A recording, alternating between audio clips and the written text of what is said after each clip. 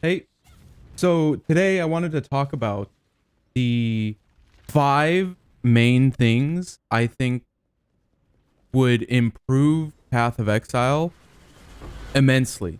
I think it would make it either a 9 or a 10 out of 10 game, and I already enjoyed the game quite a bit.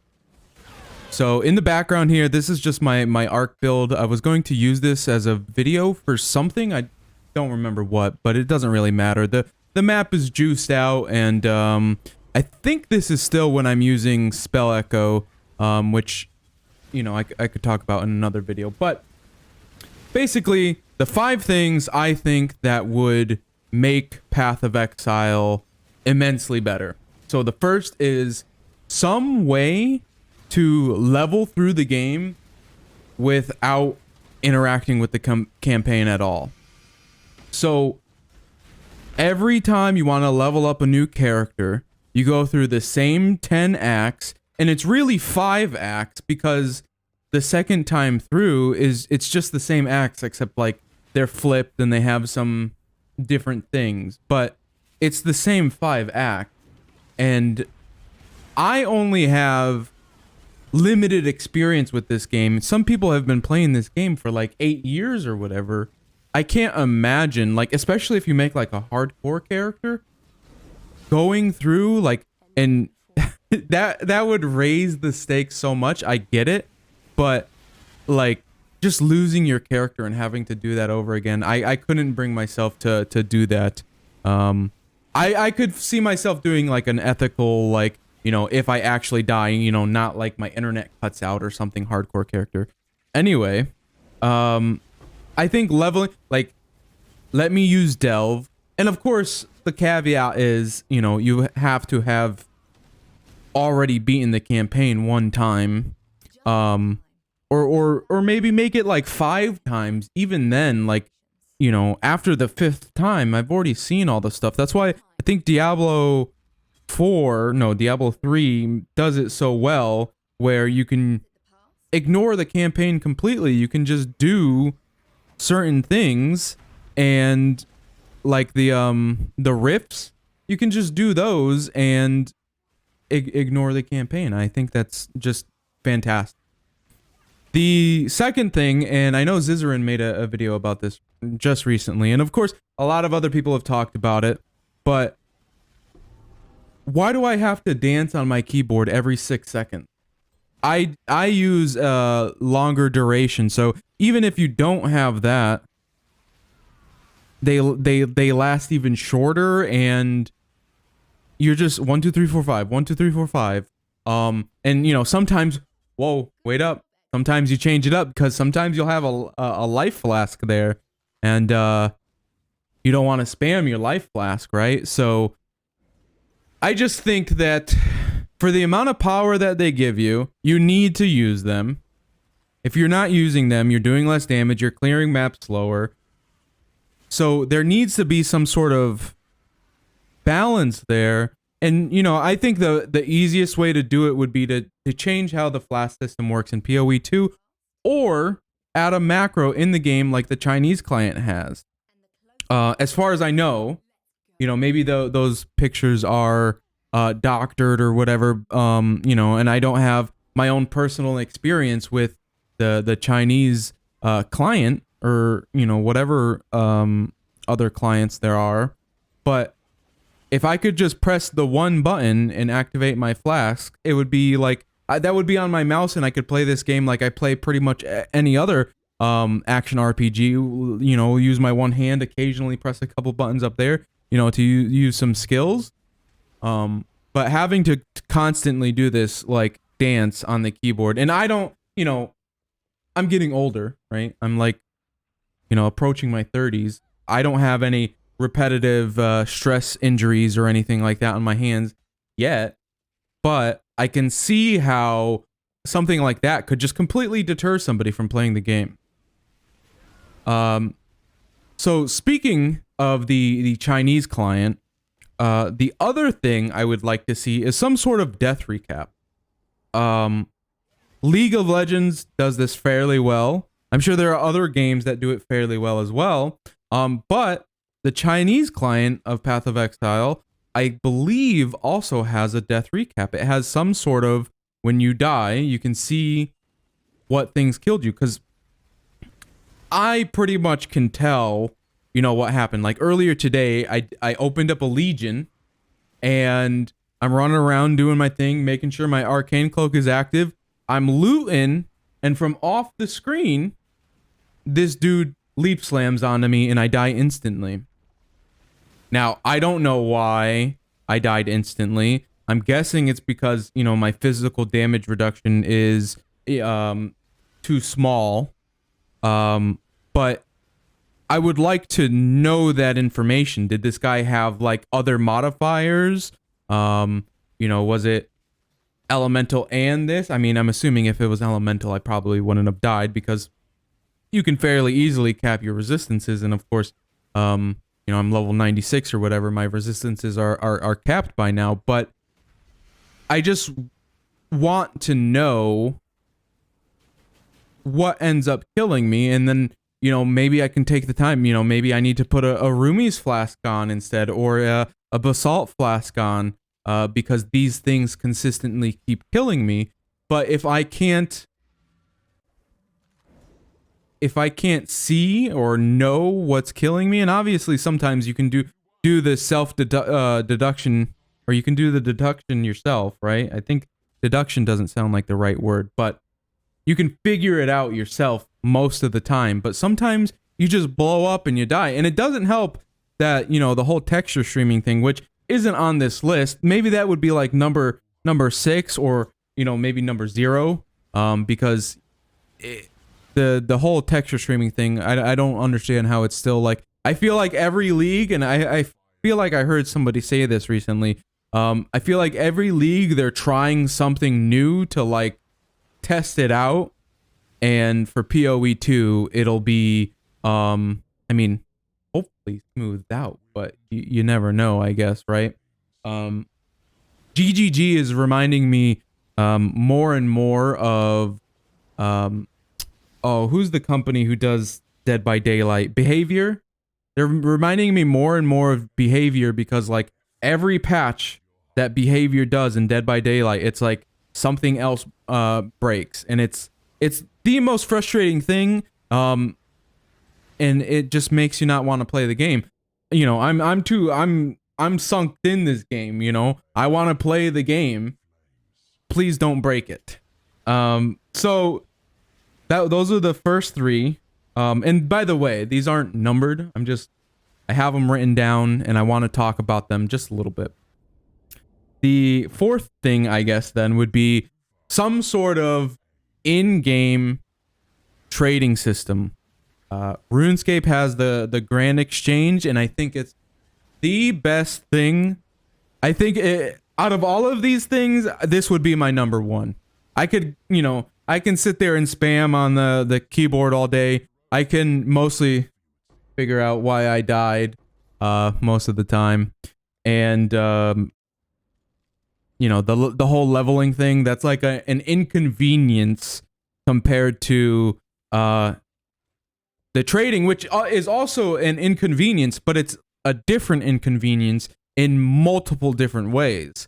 You know, I don't like that, you know, especially if you're trying to be efficient and whatever, that the best way to continue to make currency and to keep going and to push further and further is to sit there for a half an hour or however long it takes you and message people through the trade site. You gotta go over there, click it, copy paste. You know, there are some add-ons. Actually, I have a 6th thing, surprise 6th thing.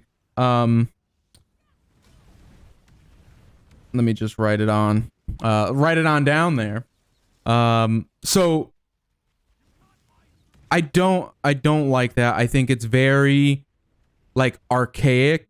I can't even imagine playing the game back in the day and using the forums to find what you wanted. That would, I think, I never got to mapping until Delirium League, which was what, like 4 or 5 leagues ago or something like that. I would have probably quit the game if I got to the end game and I was like, You have to go to the forums, you have to message individually, and like you have to sit there and negotiate and whatever. I just think that being able to, you can pretty much already list your items for what they're worth. Why can't I? And I also think it would add to like the game. You know, you see people, and it might make them a little bit more money too if you actually have a place to go and stand around and, you know, you're talking with other people. You know, you already have the global, but if you're in like a specific area and you're like listing your items there, and then, you know, it can make them more money by incentivizing maybe some people to buy some microtransaction and look even cooler, right? So, I think there's a little bit of incentive there, but also I think this is why I end up stopping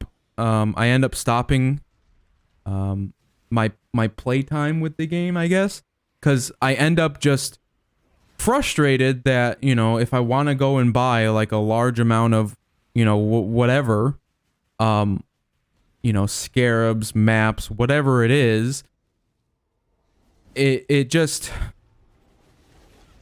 it's really irritating, and it feels very inefficient. And, you know, in a game where, like, you know, a lot of the videos you watch, you know, by Cute Dog or by Ziz, where it's like, you know, you want to do these things in this way because it's more efficient and you'll get more loot and whatever. You want to be fast. You don't want to stand in the base and blah, blah, blah. But then in order to do these things, you end up having to stand in base and hope that somebody will respond to you, and then hope that they'll invite you, and hope that they're ready and not in a map, and all of these different things. It just, I think that would be my number one thing that's feels wrong with the game, where if I could just go to a place, look up some stuff, look at their listings and go like, okay, I want that. And then for it to like pull directly out of your stash or whatever,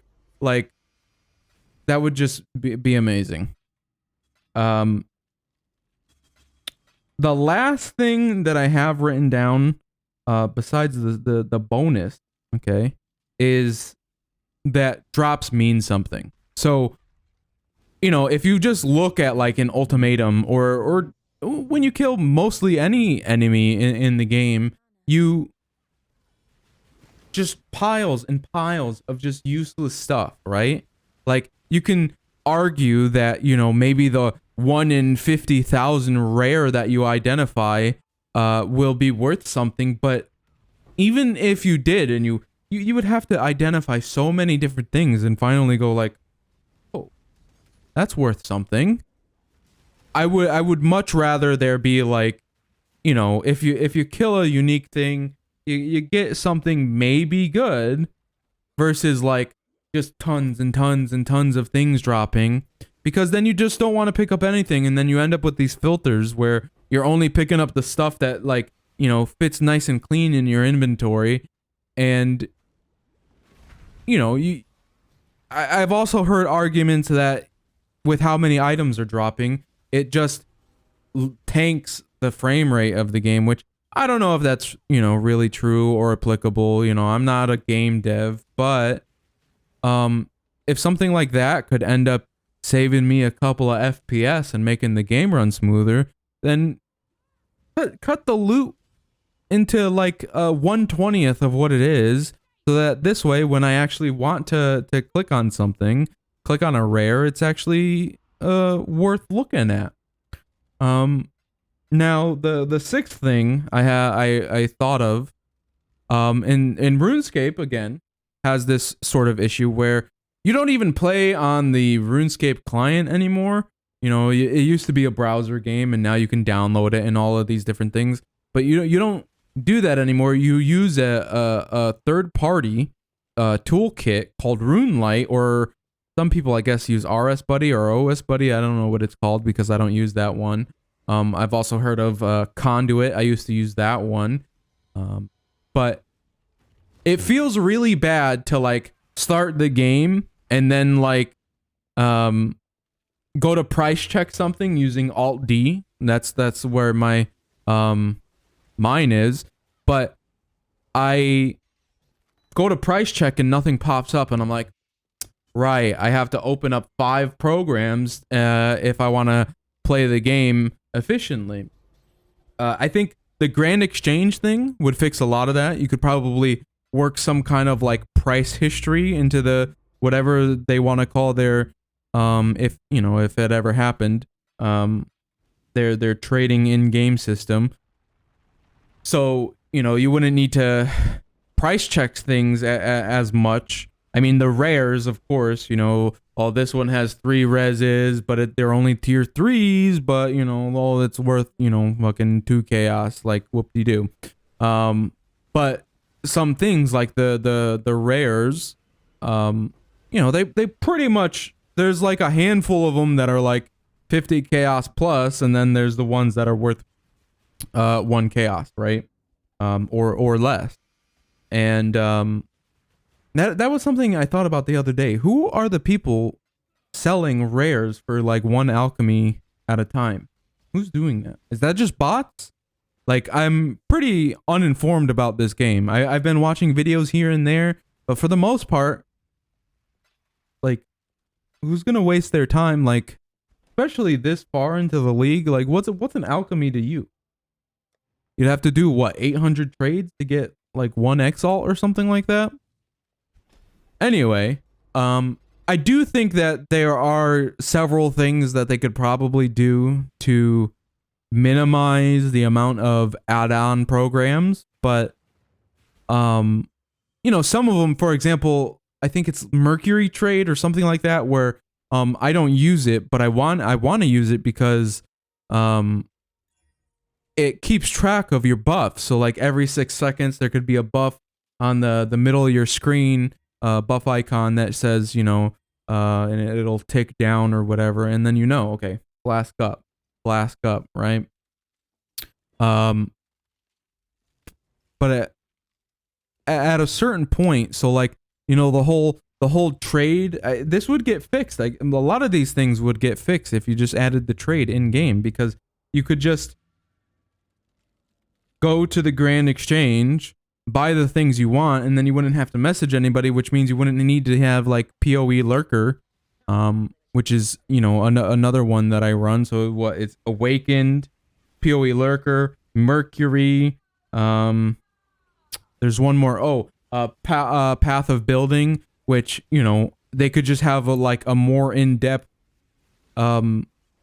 skills screen and actually calculate things right. But I think it probably wouldn't happen because there's no incentive for them to make these things, especially when somebody's already done it. So that's all I wanted to talk about today. I mean, I've been rambling on for over 18 minutes now, but those are the 5 things. Oh, look! Don't look at the video folder.